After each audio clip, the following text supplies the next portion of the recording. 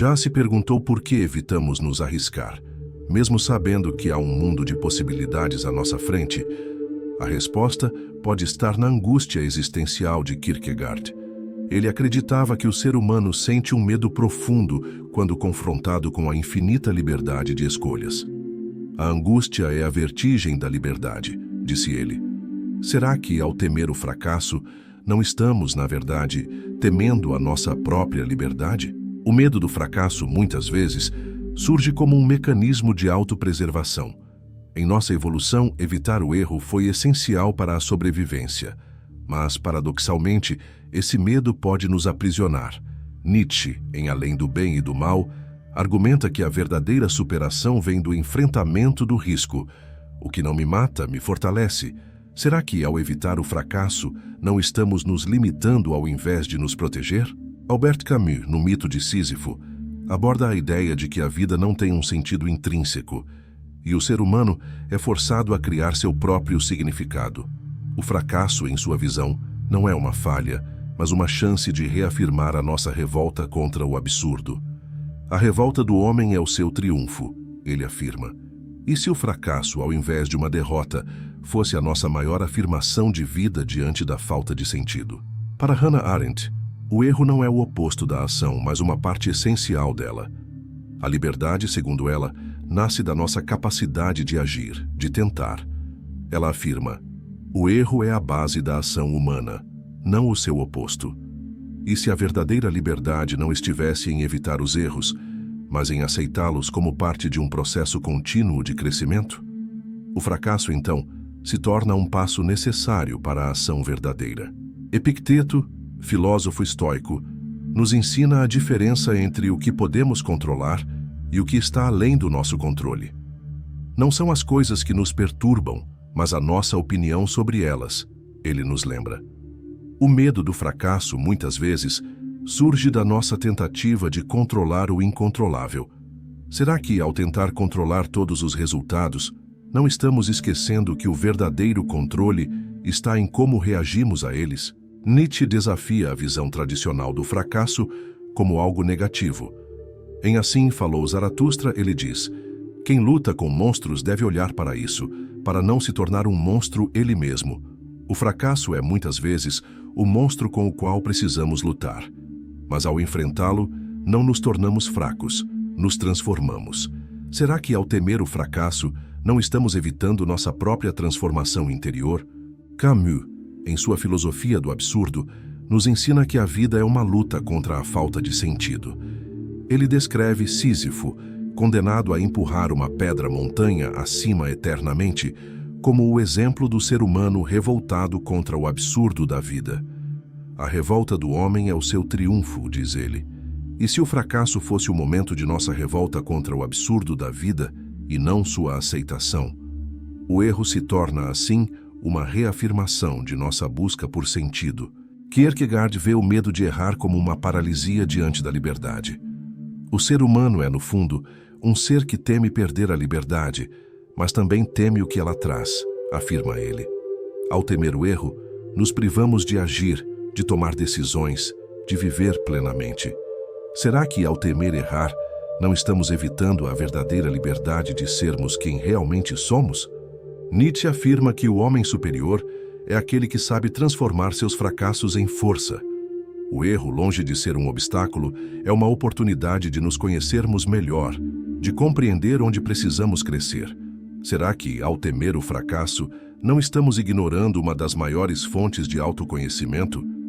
Cada erro é uma chance de descobrirmos mais sobre nossa força, nossa resiliência. A filosofia de Arendt nos ensina que a verdadeira ação humana está impregnada de incerteza e risco. O erro não é uma falha, mas uma parte da ação. Ela afirma: o erro é a base da ação humana, não o seu oposto. Você já parou para refletir sobre como o medo de errar está te impedindo de agir? A verdadeira liberdade só é alcançada quando aceitamos o erro como parte de nossa jornada. Epicteto nos ensina que, ao contrário do que muitas vezes acreditamos, a paz interior não depende de controlar os resultados, mas de controlar a nossa reação. Não são as coisas que nos perturbam, mas a nossa opinião sobre elas. Será que o medo de errar surge, em parte, do desejo de controlar a narrativa da nossa vida, de evitar que as falhas sejam vistas? O fracasso é uma parte essencial da nossa história e deve ser aceito como tal. Nietzsche afirma: quem tem um porquê para viver pode suportar quase qualquer como. O risco de errar, de falhar, é algo que todos enfrentamos, mas esse risco é essencial para a busca do nosso porquê. Será que o fracasso não é a oportunidade de encontrar nosso verdadeiro propósito, de testar o quanto estamos dispostos a lutar por aquilo que realmente acreditamos? A revolta, para Camus, é a maneira de afirmar nossa humanidade diante da falta de sentido. A revolta do homem é o seu triunfo. Ele nos diz: o fracasso, ao invés de nos derrotar, nos faz mais humanos, mais conscientes de nossa capacidade de resistir ao absurdo da vida. Você já pensou que o fracasso, ao invés de nos enfraquecer, é o que nos dá a força para continuar, para lutar por nossa liberdade? O medo do fracasso nos impede de agir, de tentar, de crescer. Mas como Nietzsche e os outros filósofos nos mostram, o fracasso não é um fim. Ele é um ponto de partida para algo maior, para uma vida mais autêntica. Ao longo de nossa existência, carregamos a tensão entre o medo de falhar e a necessidade de buscar um propósito. Estamos, na verdade, na busca de significado. E muitas vezes, a maneira mais pura de encontrar esse significado é através dos erros. Ao errar, nos aproximamos mais da nossa verdade, mais do que somos de fato. Você está pronto para ver o fracasso não como um obstáculo, mas como a chave para a sua liberdade? Para muitos de nós, o fracasso é algo que nos assombra, algo que nos paralisa. O medo de errar é um instinto profundamente humano. Talvez seja uma reação natural do nosso cérebro, que busca segurança e estabilidade e nos avisa de que o desconhecido pode ser perigoso. No entanto, o que não percebemos é que o maior perigo não está no fracasso, mas em viver uma vida sem tentar, sem se arriscar. A verdadeira liberdade só pode ser alcançada quando aceitamos o erro como parte da nossa jornada de autoconhecimento e evolução. Afinal, o que é a liberdade senão a capacidade de escolher, de arriscar e, ao mesmo tempo, de aprender com os erros? Quando Kierkegaard fala da angústia existencial, ele está falando exatamente sobre a nossa luta interna para lidar com as infinitas possibilidades e o peso das escolhas que fazemos. O medo surge quando não estamos prontos para abraçar o caos das nossas decisões. Mas é exatamente esse caos que nos oferece a chance de crescer. Você já se perguntou por que algumas pessoas parecem ser mais corajosas ao encarar seus fracassos, enquanto outras ficam paralisadas? Pode ser que as pessoas que se arriscam mais tenham compreendido algo fundamental sobre a vida, que o fracasso não é uma falha de competência, mas uma marca de ousadia, de quem tem coragem de ir além dos limites impostos pelo medo.